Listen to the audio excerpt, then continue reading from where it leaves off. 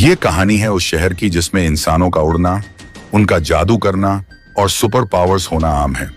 ये कहानी है उस एक लड़के की जिसने ऐसा काम कर दिखाया जिसके बारे में सोचा भी नहीं जा सकता था।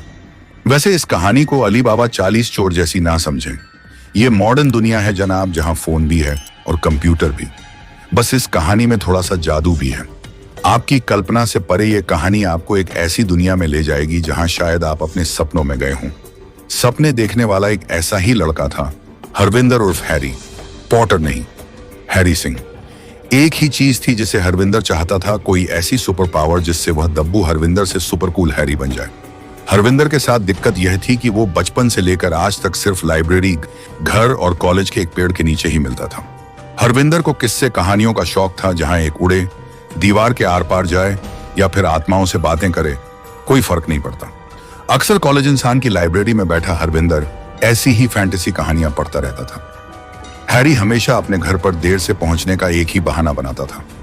लाइब्रेरी में बैठा पढ़ रहा था, लेकिन असल में वो क्या पढ़ता था यह उसकी माँ ने कभी पूछा नहीं और ना ही उसके बारे में कुछ कहा।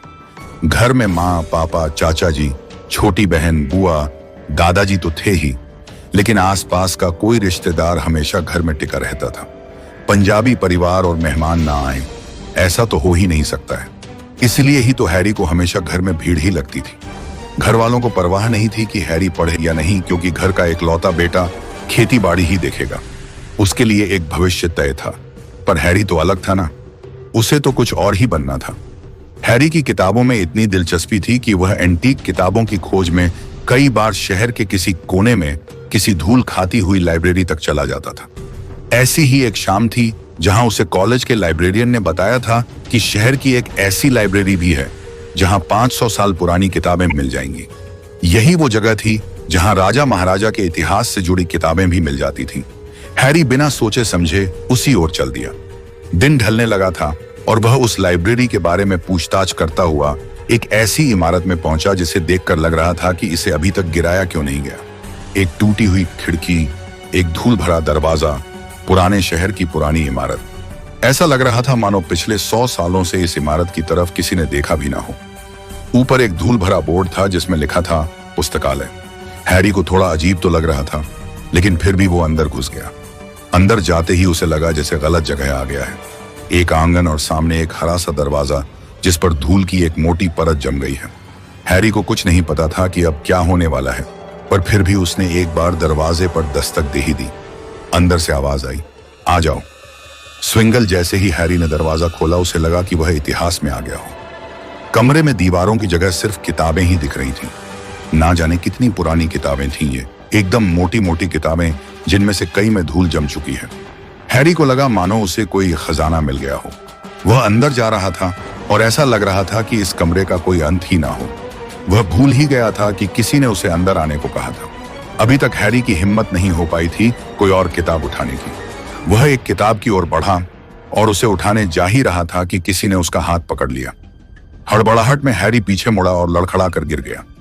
एक बूढ़ा आदमी दाढ़ी बढ़ी हुई, शॉल लपेटे हुए अपने चश्मे को सीधा कर रहा था। हैरी उसे देखकर एकदम डर गया। उसे पता भी नहीं था कि क्या कहना है। मैं तो बस किताबें देखने आ गया था। किसी ने कहा था कि यहाँ लाइब्रेरी है, हैरी ने जवाब दिया। हैरी की आवाज डरी हुई थी, लेकिन उस बूढ़े व्यक्ति ने कोई रिस्पॉन्स ही नहीं दिया। उसने बस हूं कहकर अपना रास्ता बदल लिया।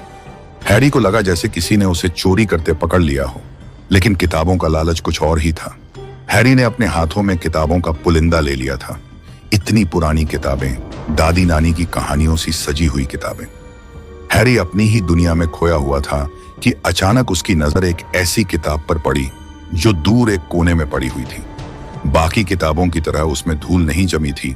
उसे देखकर लग रहा था मानो सालों पुरानी हो, लेकिन फिर भी चमकदार दिख रही थी। बहुत मोटी नहीं थी ये किताब, लेकिन पन्ने बहुत पुराने।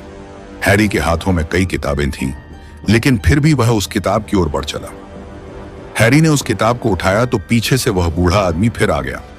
ये किताब मत खोलना, खोल लिया तो अपने साथ लेकर जाना पड़ेगा, उसने कहा। हैरी थोड़ा शॉक था, क्योंकि ऐसी कोई शर्त इसके पहले किसी लाइब्रेरी वाले ने रखी नहीं थी। तो मैं इसे घर ले जाऊंगा, हैरी ने बिना सोचे समझे कह दिया और उस किताब को खोल लिया। खिड़की पर रात गहराने लगी थी। हरविंदर बस उसी किताब को देख रहा है जिसमें लिखे शब्द थोड़े धुंधले हो गए हैं। भला इस किताब के लिए वो बूढ़ा ऐसा क्यों कह रहा था? हैरी ने मन ही मन कहा। हैरी ने देखा कि समय ज्यादा हो गया है, तो उसने किताबों को छांटना शुरू कर दिया। फिर उस बूढ़े आदमी को देखा और उसके पास गया और कहा, मैं ये सारी किताबें ले जाऊं, थोड़े दिन में वापस कर दूंगा, आप रजिस्टर में लिख लीजिए। इतना कहते ही उस आदमी ने कहा, यहाँ कोई रजिस्टर नहीं, इन्हें ले जाओ और अपने पास ही रखना। ध्यान रखना, अगर एक भी पन्ना गायब हुआ तो ये लाइब्रेरी तुम्हें माफ नहीं करेगी। उसकी ये बात हैरी की समझ नहीं आई। आखिर क्या है यह? लाइब्रेरी माफ नहीं करेगी का क्या मतलब है? बिना सोचे समझे हैरी किताबें लेकर चला गया। लेकिन अब हैरी की जिंदगी बदलने वाली थी। हैरी को पता भी नहीं था जिस किताब को वो ले आया है वह ऐसी वैसी किताब नहीं, कुछ अलग है। ऐसा क्या है उस किताब में? जाने अगले एपिसोड माया नगारी की कहानी पार्ट 2 में।